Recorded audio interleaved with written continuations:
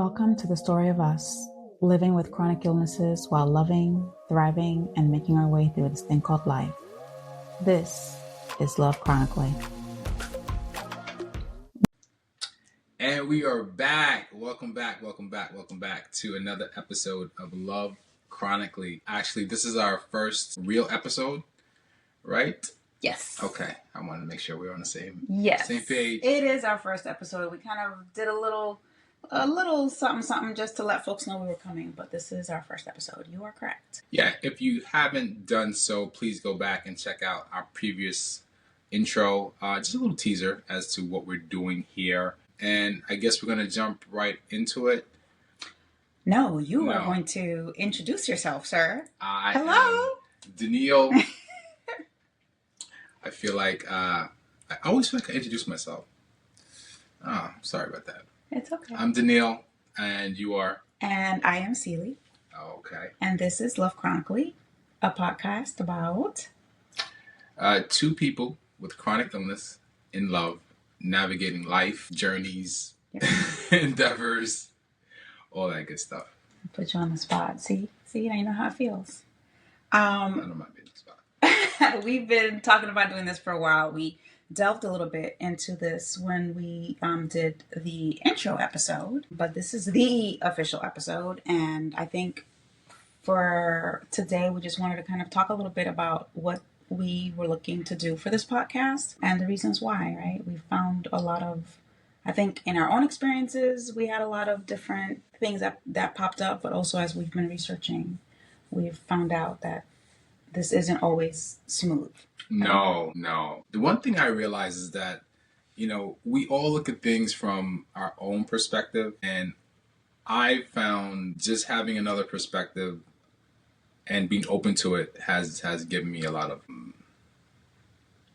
unlocked things that I didn't know before, right? For lack of better terms. Because sometimes you're in your head, and just having someone to bounce it off, especially someone who's dealt with the situation or has knowledge of the situation, it's really, I think that's powerful. Yeah.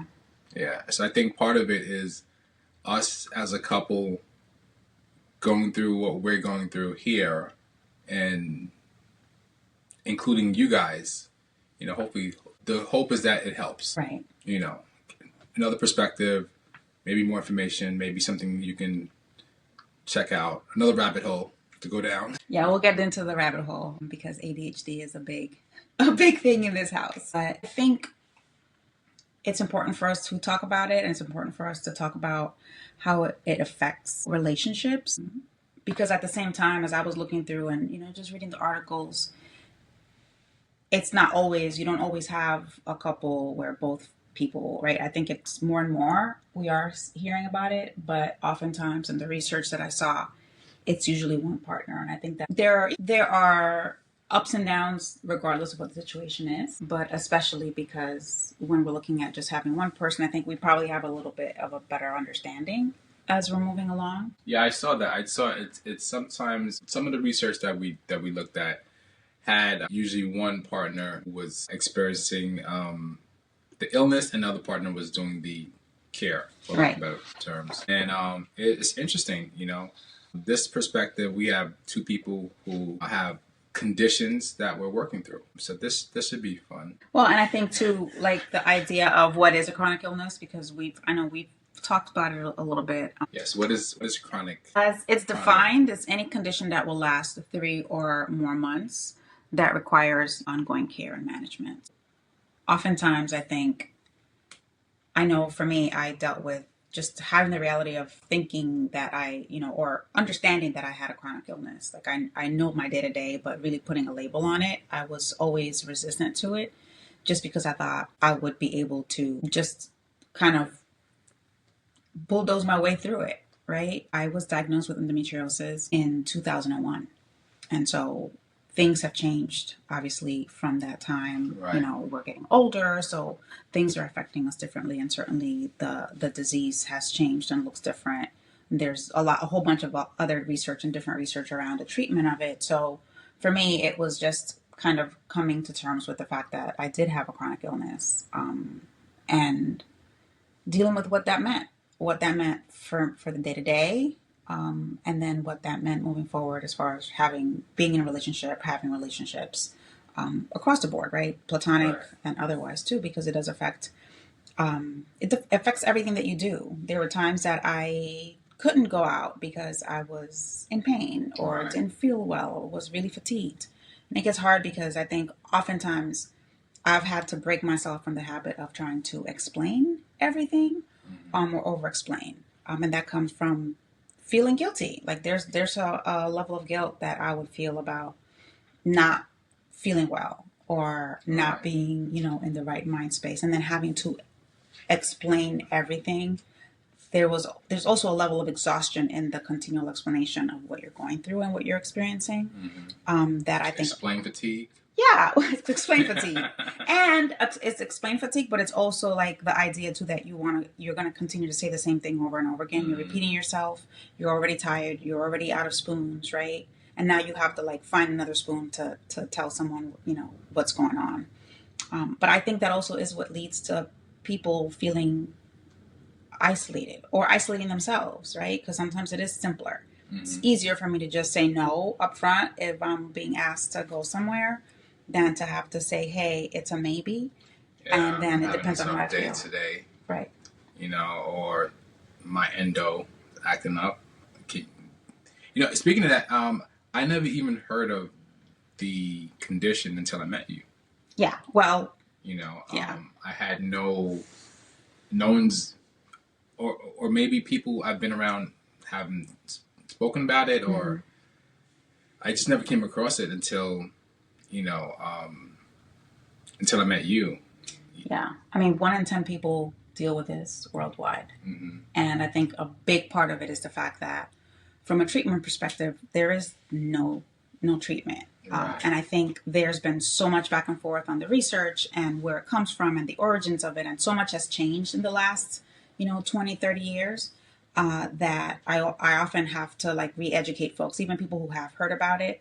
A lot of times people hear about endo in regards to pregnancy and reproductive issues. Okay. So oftentimes people think it's a reproductive disease, and really it's a whole body disease, right? It almost, some days it feels like it's an autoimmune disease. Right. Because of how it hits, and depending on severity, everyone experiences it differently. Like there's a range of issues, but more and more people are talking about it, which I'm happy about. But I also find myself having to explain a lot of what this is and what this isn't. So if I'm having lower back pain, for example, right? And people think endo is this disease that just happens, because I have a uterus. It becomes this whole thing of like, well, why is your lower back pain? And it's like, well, there's actually research around, endometriosis and sciatica, right? Or people are always shocked when I say, yeah, there are folks that have, they found endo on their diaphragm or their lungs or their heart, right? People don't. Yeah, don't that really surprised me as we started to date and delve more into the condition and educating myself about it. The fact that it can travel to other organs, and it was really like, it was kind of upsetting to figure out if this is what we know so far, why aren't we doing more about it? Right. Well, it's I always tell you that if men dealt with this, we would have had something. Something would have happened, right? Yeah, I agree. So I think that's part of it. And again, it looks different for different people. So you have, they stage it. And at this point, I think sometimes too, they've kind of steered away from like, stage 1 through 4. Okay. And really kind of delved into more of like, now when I look at my file from the doctor, it might say something like, deep infiltrating endometriosis with bowel involvement, which is more what it is than just like stage, because people don't know what that means, right? Stage 1, stage 4. There are people that are like that have been diagnosed with stage 1 endo that have horrible pain, right? Are really, crippled by the pain, are not able to do what they need to do, or just not able to function daily. And there are people that are stage 3 and are fine. So all of that, like there's so many different things and different factors into endo that I think oftentimes gets missed because it's a lot. And if you don't deal with it, and if you don't know anyone, if you don't love anyone that has it, it's I think People just don't know about it because they haven't been exposed to it. So there's a big movement. There was that documentary. It's called Below the Belt. I think PBS might still have it. It's called Below the Belt. Below the Belt. Yep. And an organization called Endo What, with a big old question mark at the end. Endo what? Endo what? Put it together, but it really delves into some of the issues, down to the fact that this is technically not considered a disability. So there are folks that are going to Congress and talking to folks in Congress to bring awareness to this and to make sure that they're, putting more money into the research for it. There's a lot moving on in the background as more people are talking about it, as more people find out about it. So, but in the meantime, those of us that have been dealing with it have just had to deal with it as we've gone along. Now, if we go back to I was trying to find the definition. What was it? Any condition lasting? Any condition lasting 3 or more months, often requiring ongoing management rather than a cure.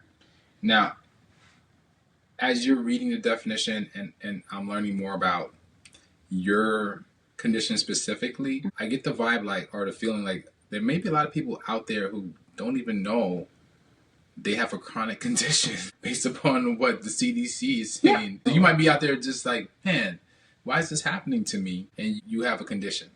Right. So, and that's kind of the reason why I when we talked about the podcast, I was like, you know what, this might make sense to really kind of be vulnerable and talk about this. Yeah, I think you're right. And I think a lot of it, like I said, even when I was thinking about it for myself, right, it took a while to get to the point where it's like, okay, this is chronic. This is not going away. And I mean, and initially it was the idea that folks, there are all these myths, right? Like, once you get pregnant, it cures endo. I never heard that. Are you serious? Yeah, people, that was a belief and that was a thing. And granted, symptoms go away because, the little aliens make sure that they have what they need and your body just reverts back to, kind of resets while you're pregnant and, shortly thereafter. But it does come back. Are there segments of the population that after pregnancy it goes away? No, that's the thing. It doesn't go away, right? Okay. There's the idea that that's been one of the myths that oftentimes people would hear about. And I think that's also part of the reason why people always think about it as just a reproductive issue. And mainly because there are women that don't find out about endo until they are trying to get pregnant. It is harder for you to get pregnant when you have endo, right? And so there are all these other issues that pop up during that time. And so in the meantime, but this, we can get into all of the what people used to believe with endo and where it came from and all that. But that's, I think, part of the reason why is that, we're now getting into more information.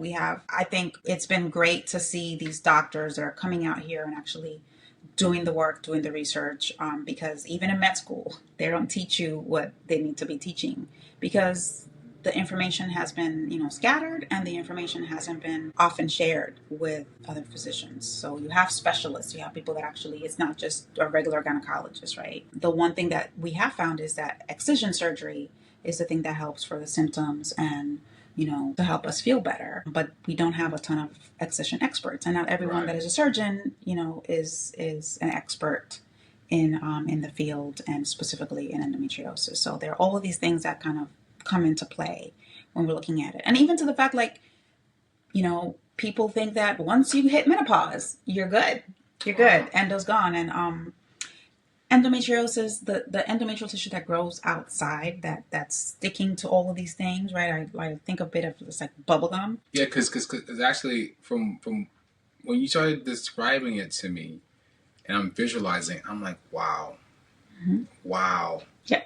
So from my understanding, the tissue starts to grow and starts to become adhesive to other tissues around it, and now it's like it's joining other organs, tissues that are not supposed to be in that position. Correct. Yeah. Adhesions. They're called adhesions, and it's basically like this tissue that thinks it's tissue that we would most likely see. It's like the endometrial tissue in the uterus. It's not the same, and it's not the same thing, but it's the same in that way where it's still kind of, maybe bleeding a little bit. It also creates its own estrogen.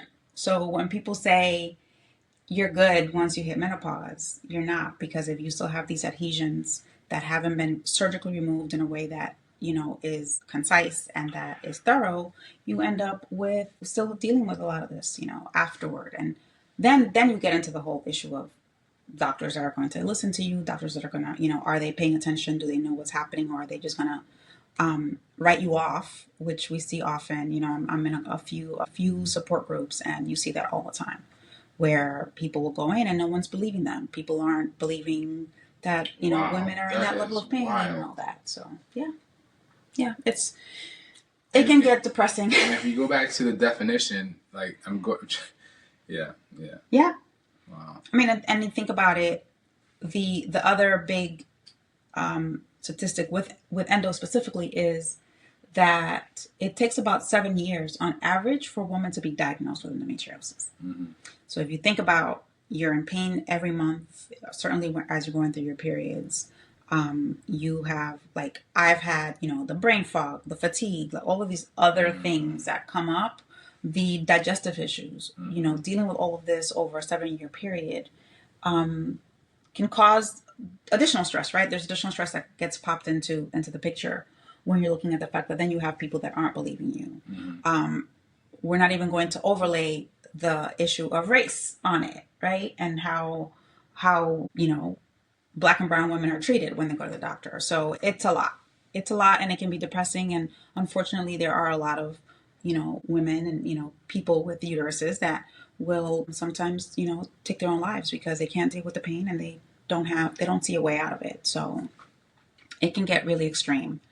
But I'm hopeful that, you know, we have more research, we have more information. Mm-hmm. We thankfully have these surgeons that are starting to really delve in, you know, roll up their sleeves and not just do the surgeries, but educate other folks as well, which has been great. But in the meantime, you know, this is life. This is life. This is the new normal. Yeah.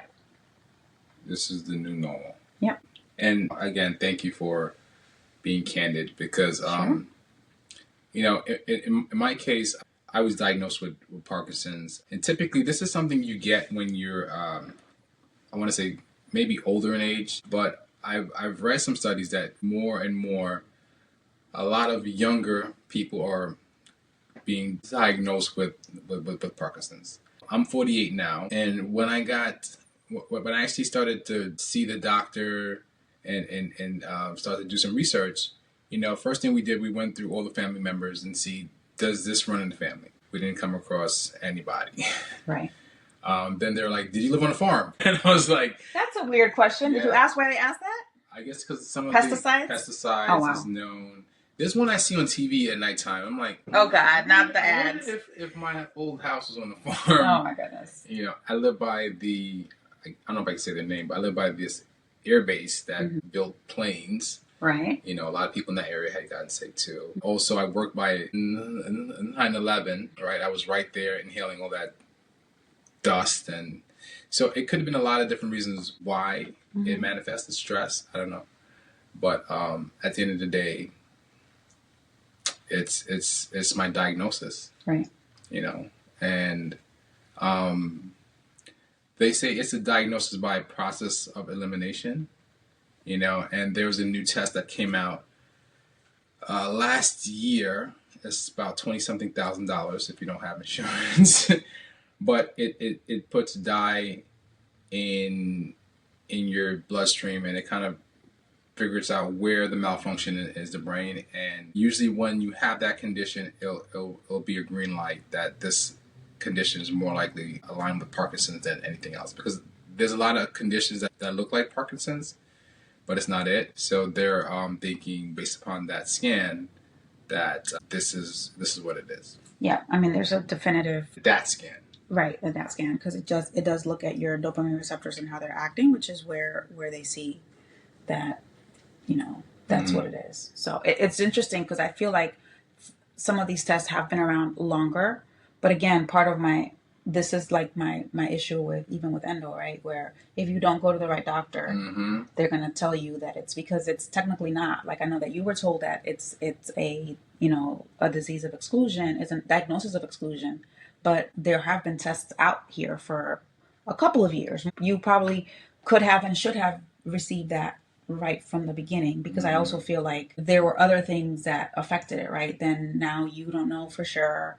Now you're getting this medication, and the protocols would have been different, right? So that's ultimately it's a dichotomy of different. So when I first got diagnosed, I went to the doctor. It seemed like this person was on their way to retirement, so I felt kind of rushed. You know what I mean?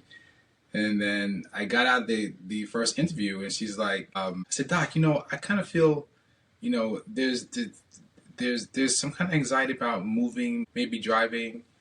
And she said, you know what? Let me prescribe some.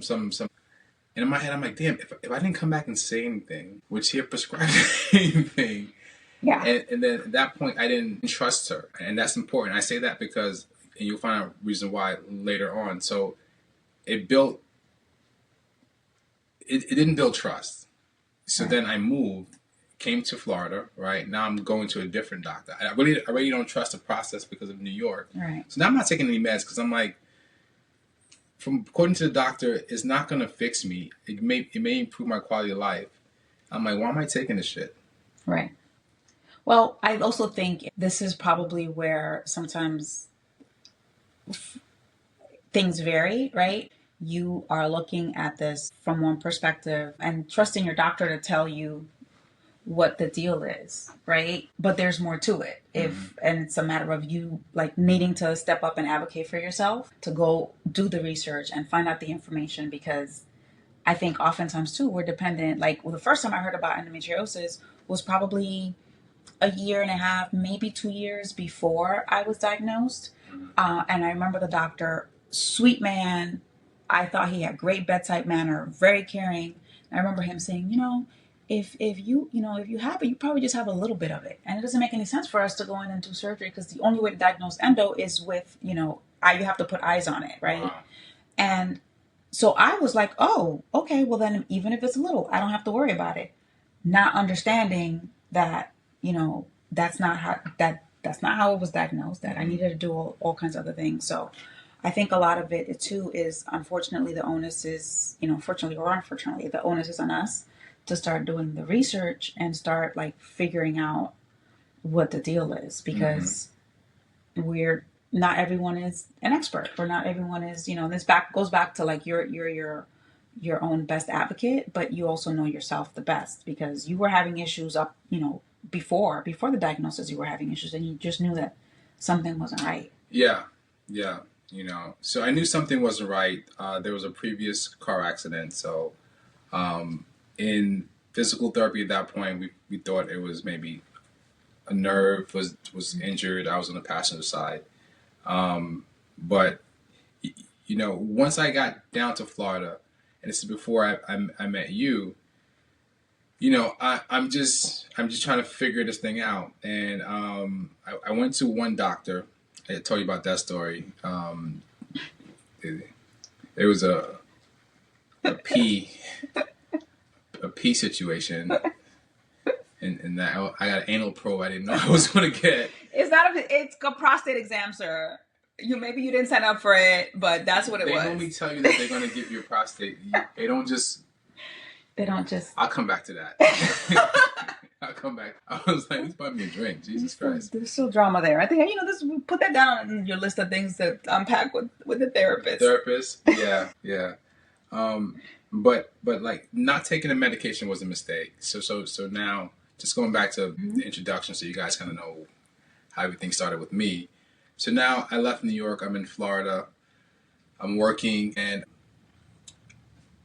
I'm not realizing that not taking my medication is really affecting me. So all of a sudden, everything happens at once, and so some of the things that Parkinson presents is, so for example, my face, right? I don't have control of the brow movements when I talk sometimes. So it's called a mask face. So sometimes someone could be talking to me, and I'm like, yeah, I'm really into the conversation, but they can't tell, because language is also physical by language as well. So that's something I didn't even know it was a thing. So I told my dad, yeah, they have a mask face. And she said, that doctor's lying. You're not wearing a mask. he didn't understand what Right. that meant. Right. And so even at work, someone was saying something to me, and they were like, "Yo, you look at this person like you want to strangle them." But to me, I thought I was showing general interest. Right. So the whole face thing threw me for a loop. The anxiety is redunculous. And anyone who has anxiety, my heart goes out to you. I didn't. To be honest, I thought it was like a little cop out until it hit me, and when it hit me, I was like, "Wow, this is serious." And that's one of the side effects of the illness, right? Depression and anxiety just comes along with it, Right. And a big part of it is also like the treatment. And then sometimes when you're looking at the medication, sometimes the medication has some other side effects that you have to, sift through when it happens. So then, I had a big meltdown at my job, and at that point, I learned about FMLA. I learned what FMLA was. What is it, the Family? It's actually Family Medical Leave Act. Right. So FMLA, it's a federal law that says that you can take time off, Right. Unpaid, but you can take time off if you have, if your employer has 50 or more employees, Right. To take care of health issues. Right. And if you have a condition, you can go to your doctor. They can. Right. It has to be. They have paperwork. Above board. So after that breakdown, I needed to find help. I needed to find help. So I got on meds, and then things got better. But I didn't really start my full like deep dive until I met you. And we talked about your team. You had a black doctor, black gyno, black eye doctor. Matter of fact, we have the same eye doctor. Yeah, we do. I didn't realize that. But your whole team was like us. Yeah. It was. I thought that was cool. So then I started my journey of looking for my team too, and people who can understand what I'm going through, because we come from similar backgrounds, and I think that was huge. And I think now I just have a lot more confidence in the people I'm working with, in the process. I think this goes back to, when we're talking about like being in a relationship with someone with a chronic illness, and part of it is that feeling, because we did have to have a conversation about it, right? And it was, hey, here's a list of specialists, because I felt like I had the better handle on the research and the medical. And also so that, just full disclosure, I've always been my family's manager on healthcare. So when my grandmother got sick, I, managed her care. When my father got like everybody, it's to the point now where when I show up to a doctor's appointment, people are like, I've been asked multiple times if I'm a doctor or if I'm a medical. Oh my God. We got our first horn, Dr. Ricio. You know what? I hope that in the editing process that it's just gonna like delete it, because it's gonna be like nuisance background noise. Like a natural doctor, dude. That's cool. So I think that part of it was that, right? And then being able to step in and say, hey, here's this list, because I want to get back to like how it's overwhelming for the individual. Right. Then when you're talking about being in a relationship, if it's just you having the illness and the other partner is a caregiver or doesn't have a chronic illness, then you're like layering on some of the weight, right? Because I'm fine, I was fine being able to just go through and say, hey, here are the doctors that specialize in this thing, right? Because it's not just a neurologist. And then being able to build it out, that it's not just a you thing anymore. Once you're in a relationship, it becomes an us thing, because we have to figure it out. We have to be able to say, hey, this is where we are. And there's a level of vulnerability that it takes to get to that place that oftentimes people struggle with. People, whether they are in a relationship and then find out that one of the partners has an illness, or whether you're dating and, find out that you have, a chronic illness, and then being able to figure that out, disclosure and a lot of the fun stuff. So I think that it's something to always keep in mind, right? And having a team is important. I think we've been sold a bag of goods thinking that we can do everything alone, because we can't. And that's important. But it's also, you never know what you're doing, how it impacts other people around you. Like, I really believe like we're really here to inspire one another. So, seeing your team made me want a team too. You had FOMO? You had FOMO, babe? I was like, yo, I got a therapist, I got my doctor, my nurse. So my whole team is like me. Yeah. You know. And it's important. I mean, I think too, it's important to that if you don't find the team, it's okay for you to go find someone else. Because again, I think a big issue is a lot of people think this is a specialist, this is a doctor, so it's the end all be all. Mm-hmm. That might not be the person for you. That might not be the therapist for you. That might not be the chiropractor for you or the doctor for you. And it's okay for you to say, I need to find somebody else, and I need to find someone that's going to be able to fit my needs at this point in my life, right? Because your conditions change, things change. You might need help somewhere else down the line, and it's important to be able to have the team that's going to be able to provide that service for you. And I think too, a big part of it for you. So if it felt too like it's just there was so much going on, and you're the type of person that would be like, again, I'm going to just push through it. The reality is that these are things that you can't just push yourself. No, anxiety. And I know we touched on this a little bit earlier about the impact it has on the romantic relationships, mm-hmm. Your regular relationships as well. Mm-hmm. The thing that made it alarming for me is, how am I trying to say this? For me, it was important to be upfront and tell you what is going on. Right. In doing my research, mm-hmm. I was noticing that that's not common. Everyone doesn't really come out and tell their partner what they're going through until there's a flare up, and now that person is now like, well, kind of. You kind of now you're in a relationship. It's like it didn't happen on your watch. It happened before your watch, and right. I thought that was pretty interesting. How that impacts the relationship. But I think when I was looking through it, I was talking about how like it's again a myriad of things, right? It could be people that where you're in a relationship already with someone and get diagnosed, or when you're stepping into it. And then I think it was the question of really they talked about it being an individual, because this was like a general survey that one of the websites had, and it was like 1,500 people that responded to it. But the idea of when people, it's like they say it's a personal thing when people disclose that information, mm-hmm. but then part of it is that fear, right? Because they talked about, and I'm looking at some of this stuff, like 58% of dating app users with chronic conditions are unlikely to disclose on obviously on their profiles, right? That's a little bit different, but even then, when you're talking about 32% of individuals view health conditions as less, a person with a health condition as less attractive immediately, right? When it right off the bat. So all of those things you have to kind of think about, and you have to be able to run through it. I mean, I think for me, I've always been upfront about it, but it's, and I feel like I'm, it's crazy. I'm one of the lucky ones, after having been through the surgeries and everything else that I have, I still feel like I'm lucky, and I put that in quotes, because so often, my sex life it was impacted, but it wasn't impacted as much as other folks that I know with endo.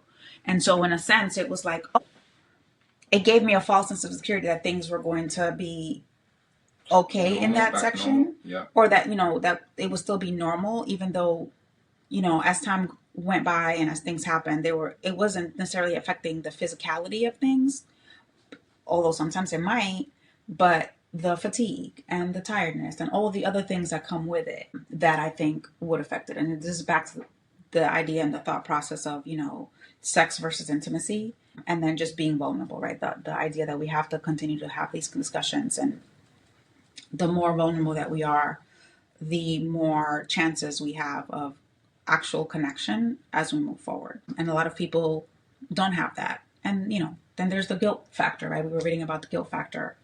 I know I felt guilty, before my surgery because I wasn't able to do much. I felt guilty during the surgery because I wasn't recovering as fast as I wanted to. And that's something that I've just had to, process through in therapy. That's part of the reason why I think it's such an important thing to have someone that you can talk to that will help you work through some of the things that come up and identify some of the ways that you can, help along the way. Yeah, I think therapy and your team is huge. Is huge. Having that support system is huge. Um, I think that for me as well, I can tell you in real time when I was on the dating scene, I was just a front. I don't fuck it. This is what you're gonna get, and people would not be receptive to it. And no one was disrespectful. Right. They'd probably ghost you or just tell you, listen. There's one lady told me I dealt with the last guy she went on a date with. Profile. He was legally blind, but he didn't tell her. Then I came along. I was like, man, you're having a bad year. I'm sorry. I'm sorry. I'm sure there was a lesson in there for her somewhere. I feel like having counseling is key, because, especially for me, because there's a lot of things I can do now that I might not be able to do in like a few years. And that's sometimes when you sit there and think about the future, it can get a little underwhelming, Or overwhelming. Underwhelming. Overwhelming. It's not fun, but I do realize that physical exercise does help, and I think that the fact that I was an athlete and I was in somewhat kind of shape helped as well, and the more physical activities I can do, I want to do it. I want to do it, And I think that's where the team helps, right? I think too, people don't understand or realize the value of like occupational therapy. There's voice therapy. I actually found a link I meant to send over to you. It's in one of our files. There's voice therapy to help with some of the things that maybe might happen. And again, a lot of the things that we're talking about now, we want to take care of and handle now, so that to be able to extend, right, what this looks like in 10 and 20 years, to be able to do that, as opposed to just, and some of that is being able to, again, be vulnerable, but being able to understand that this might be coming and wanting to just take care of it now.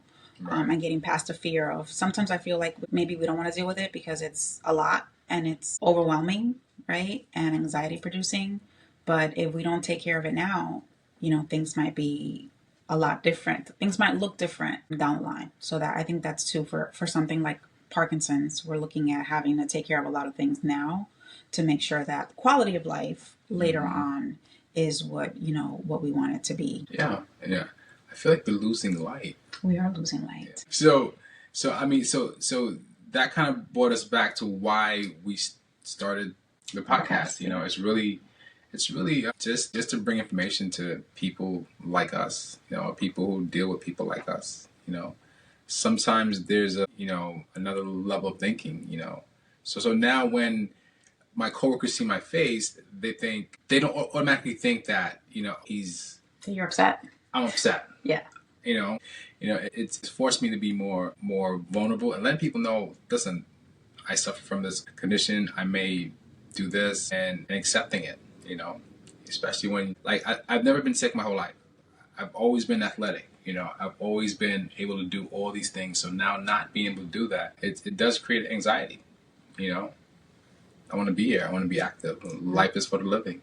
Right. What do you do these days when you do feel the anxiety coming up?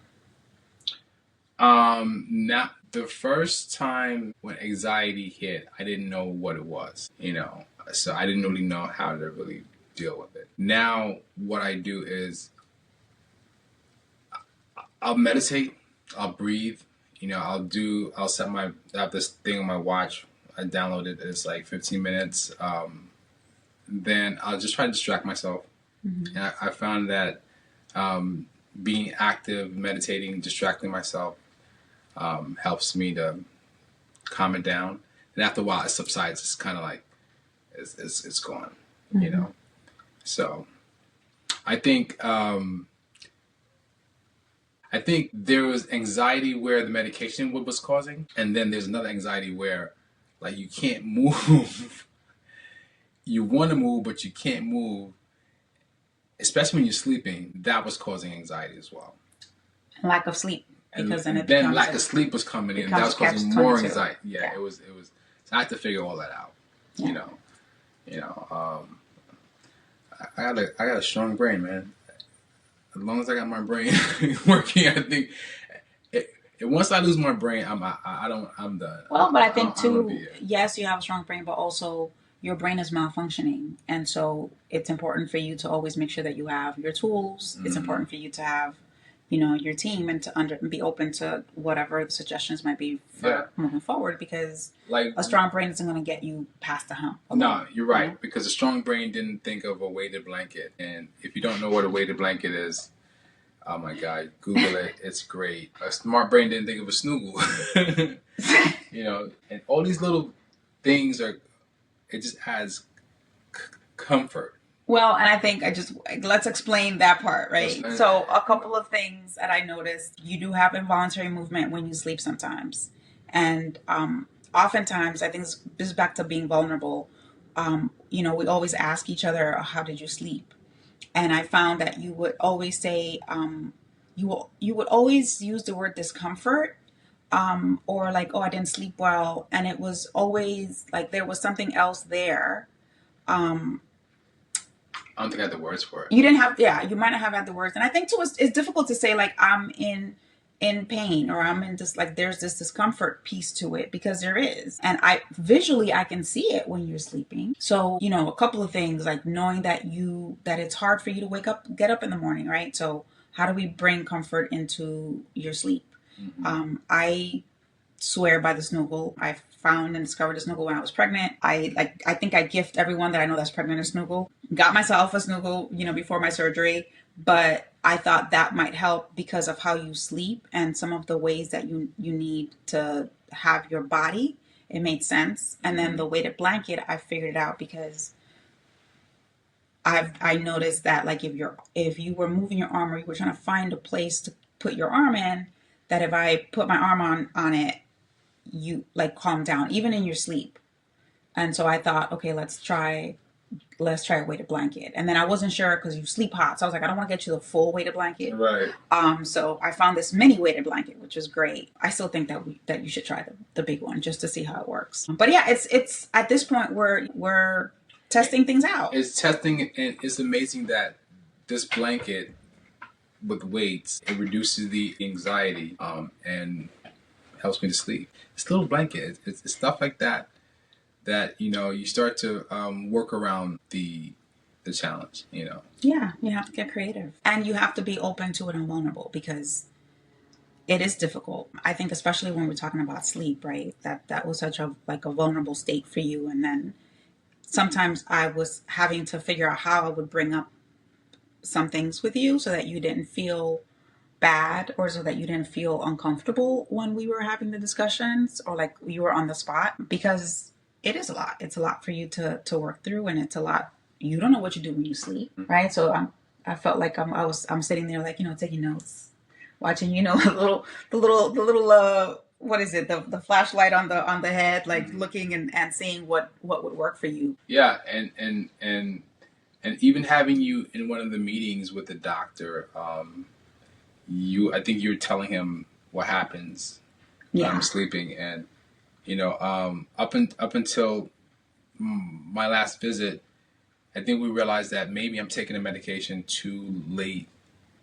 in the evening. Yeah. And let's try taking it earlier, because one of the side effects is, if I think I'm catching a bull in my dream, I'm going to be catching a bull in life.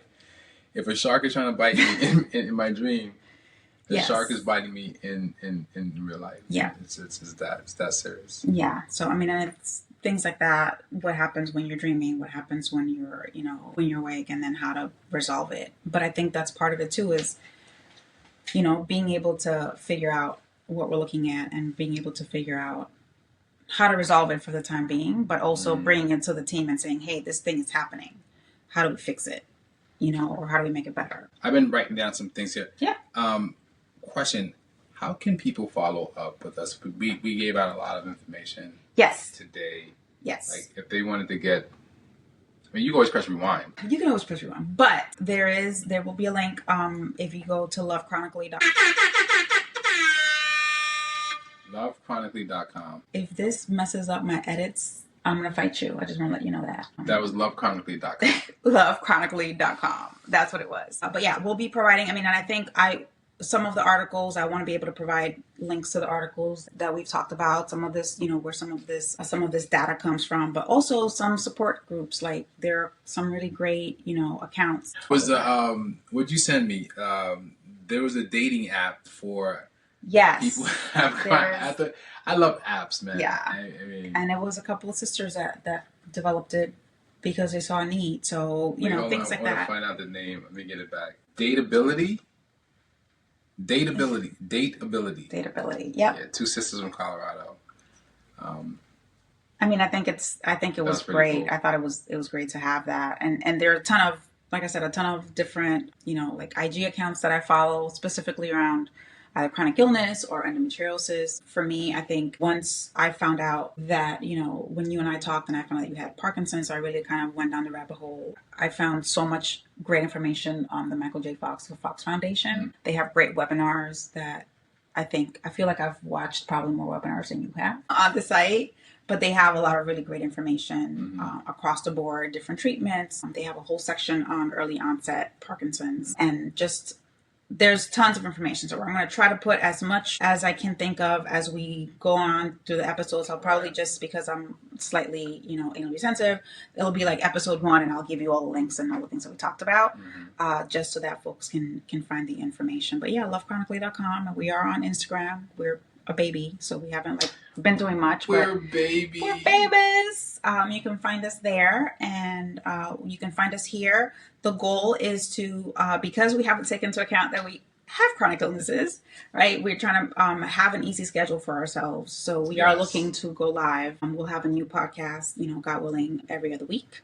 So this week will be, the first week, and then we'll go from there for season 1, and then we'll see. And I think what I also want to do at some point is put out a survey or just put out a forum to see what questions people might have, or that'd be dope. But folks can always DM us on IG, and if they have any questions or have a topic, or if you're someone that has a chronic illness and wants to talk about it, has an experience, or are a professional with folks with or if you're having success with a chronic illness, is something that you're doing and maybe unconventional, we'd love to hear it. Yeah, we'd love to hear about it.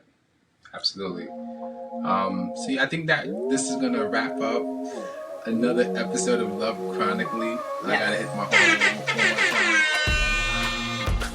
time. Look, we have an audience. Look, the guys, there's a cat that came to. There's a cat outside that's very annoyed by his horn and wants to come to the backyard. Yes, but yeah, we'll be here every other week. Every other week. Tune in next time. If you haven't done so, check out our last episode. And follow on all the places: Apple, Spotify, Amazon, where you listen to podcasts. Have a good time. Till next time.